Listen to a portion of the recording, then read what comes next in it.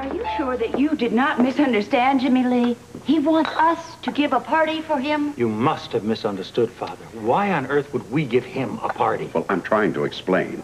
And I certainly did not misunderstand him. He spelled everything out in minute detail. Oh, about the party? Yes, of course, about the party. He wants it to be the biggest social event of the year. Well, actually, Edward, I think it's a very good idea. We haven't entertained for ages. I think you're missing the point, Mother. No, it's why he wants the party, and the answer is starting to become very obvious. Well, not to me it isn't. Oh. He wants to use it for his own ends. He is going to either shame us, or even worse, he's going to try and betray us in front of our friends at the party. Not only our friends, his friends, too. What are you talking about? He has a guest list? Oh, he certainly has. He wants us to invite everybody in Port Charles of any importance.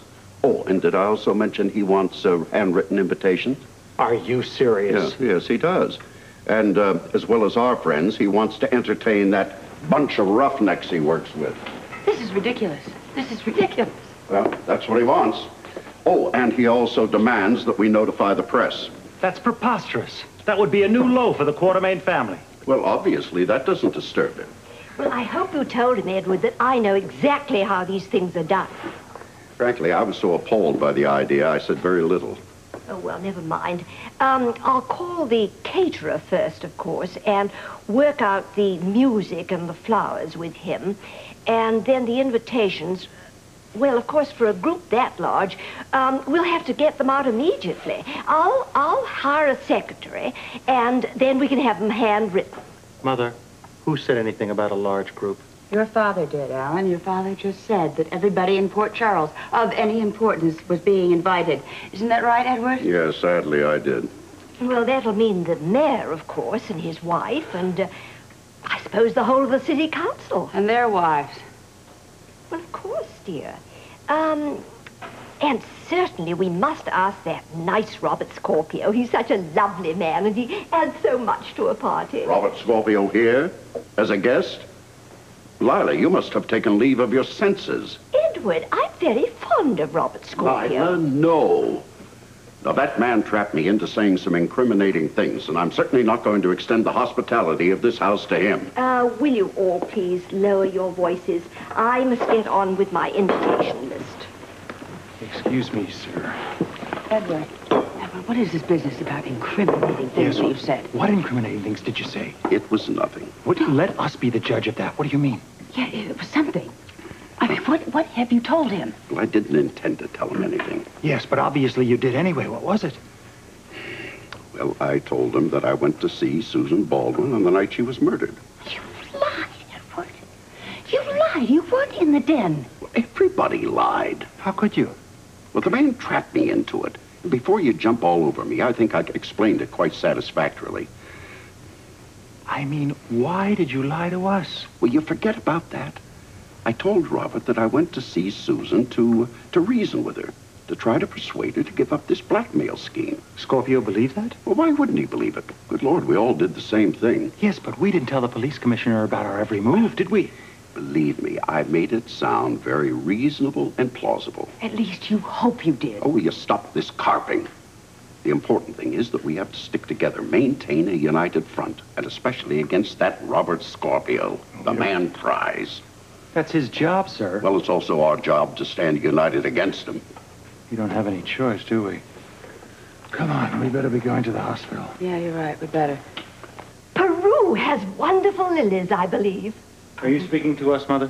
Peruvian lilies. How lovely. What about them? Well, for the party, of course, dear. First of all, of course, I must choose the basic color scheme and then coordinate everything else to match. You know, the napkins and the dessert and so on. Peruvian lilies are pink, yellow, and orange, I think, depending on availability. We could carry out that theme not only on the table flowers, but and you know, the caterer may have some wonderful ideas about a flaming dessert. Monica, I think we should go. Yes. Oh, it's such a lovely moment, I think, when we lower the lights and the waiters come in all carrying something on fire. Don't you agree, Monica? Lila, Lila, at the moment, I think that you're planning a very large farewell party for me. Hi. Well, hello, how are you? Oh, I'm just fine. Excuse me. Good morning. Good morning. It's a simply gorgeous day, isn't it? Do we have any messages, Amy? I don't know, but I'll check. Georgia, welcome back. Oh, thank you. It's good to be back, I think. Monica, there's no point in pretending it didn't happen. I thought the article in the paper this morning was absolutely rotten, and I hope things go well for you. Thank you very much, Jessie. Here are your messages. Thank you. Sure. Fairly evidence that the megaloblastic anemia. Alan, if I don't tell you right now, I swear I'm going to fall apart. Okay. Take it easy. Come over here. Sit down. What happened? Do you realize? I thought I could take it, Alan. I thought I could, but I can't. I can't. You have any idea what it's like around here? Everywhere I turn, someone is either whispering behind my back or staring at me. Shh, now calm down. It's your imagination, It is not my imagination, Alan. It is not. It is all through this hospital. I can smell it. I can feel it. Listen to me. It's your mind playing tricks on you. Believe me, it is. Don't tell me that. For heaven's sake, Alan, do you know something? Do you know something? 4 patients have canceled out on me. 4, Alan. Do you hear me? I mean, how long am I going to have to go through this? Not one more minute. I promise you that. Oh, well, that's very easy to say. But what am I going to do? It's what are we going to do? And what we are going to do is stop this all from snowballing into an avalanche against you. It already has, Alan. Listen to me. It is quite apparent now that Heather and this newspaper are in it together, and they are out to get you. They're succeeding. No, they're not.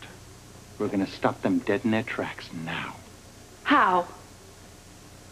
I think it's about time the Quartermaids started slinging a little mud of their own.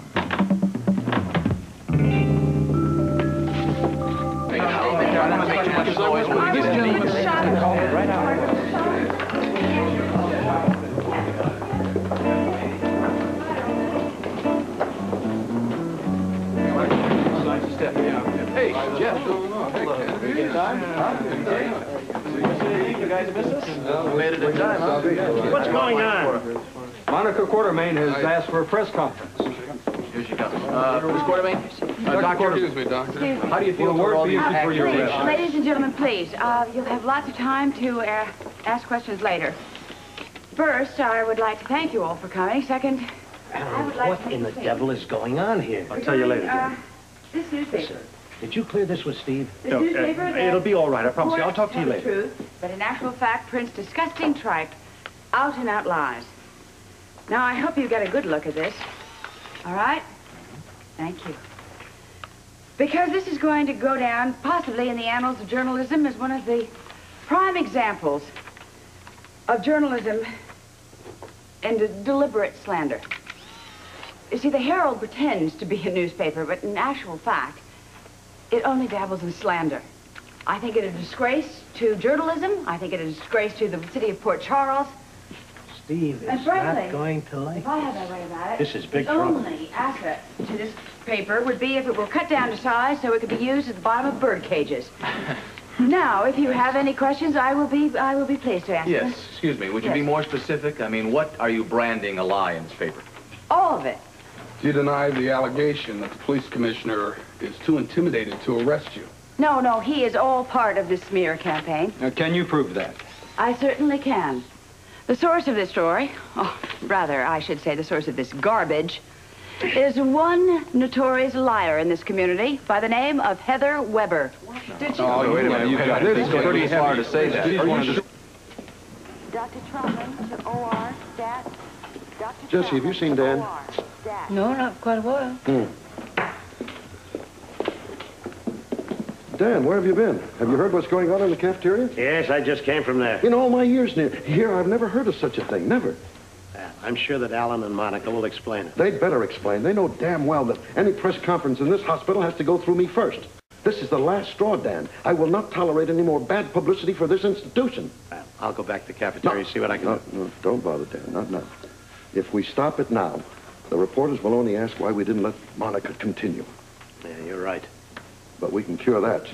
We'll just make sure it doesn't happen again. Jesse, have Monica paid, stat.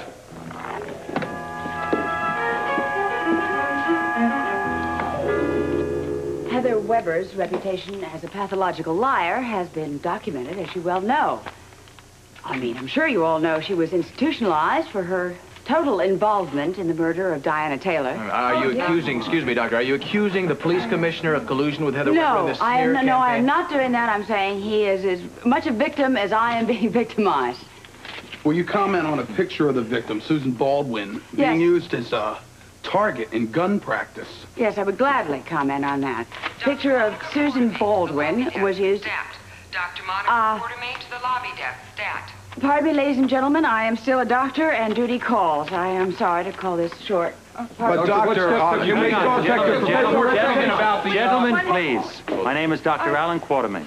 In my wife's absence, I will be happy to answer your questions. But before you start asking them, let me refer to yours first about the picture being used for target practice. That was a joke. I assure you. It's a pretty heavyweight joke. Whether it was a distance, what people do for their own amusement and their own amusement. Yes, Jesse, what is it? Over here, Monica. What? No, I'm sorry. I have a message. No, on you every don't, page. because I'm the one who had you paged. What do you mean? Steve? What? Monica, how dare you call a press conference without getting my permission first? Well, because I had to save my reputation, that's Even why. so, you had no right to act so underhandedly. Now, I suggest that you take a leave of absence and stay on a leave of absence until this whole matter is solved. I don't believe you. Steve, do you believe I killed Susan Baldwin? Of course not. But you have to understand my position. I cannot let the reputation of this hospital go down the drain with a lot of bad publicity. My personal feelings have nothing to do with it. My personal feelings do have something to do with it, and I am not going to let anybody or anything accuse me of murder. That's for sure. We have slandered continuously. Wait. Just one moment, please. Let me get back to that thing about the picture. That is just one more example of the Herald distorting the truth to discredit not only my wife, but my entire family. You know, freedom of the press is one thing. But deliberate bias and persecution in the name of news, now that's another thing. And that's one thing that we will not stand for. The Quartermains will... Hang on. Give her a chance. I am back because I think there is a vital piece of information that you should know. A piece of information that I think the police commissioner should now acknowledge publicly. A crime has been ignored, and I would like the commissioner to publicly acknowledge it. Name the crime. The crime I would gladly name. The fact that Heather Weber, she announced to the press about this picture before the commissioner had a chance to release it to the press. What does that prove, Doctor? Well, it proves, beyond a shadow of a doubt, that Heather Weber could not possibly have known about that picture unless she entered the Quartermain house illegally, went down to the basement, and saw that picture there herself. Would you clarify that, Doctor? I certainly will. Now, you know it. The police commissioner knows it. That Heather Weber is nothing more than a common thief, and she is the one who should be prosecuted. Certainly not me.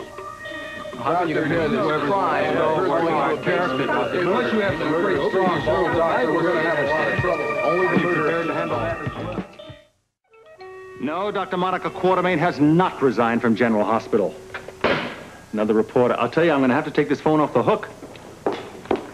Here's the paper. Mr. Quartermain had it. Let me see it. Oh, wonderful. Cornered Quartermain cries foul. Look at that. Let me see. In a hastily arranged press conference, Dr. Monica Quartermain accused Heather Weber of deliberately fingering her as a crime. Awful. Shh. Don't shush me. This whole thing was supposed to clear my name, not spread it all over the place. Let me finish. Why? More accusations, more innuendos? At least they quoted you correctly about what you said about Heather. Who gives a damn about Heather, Alan?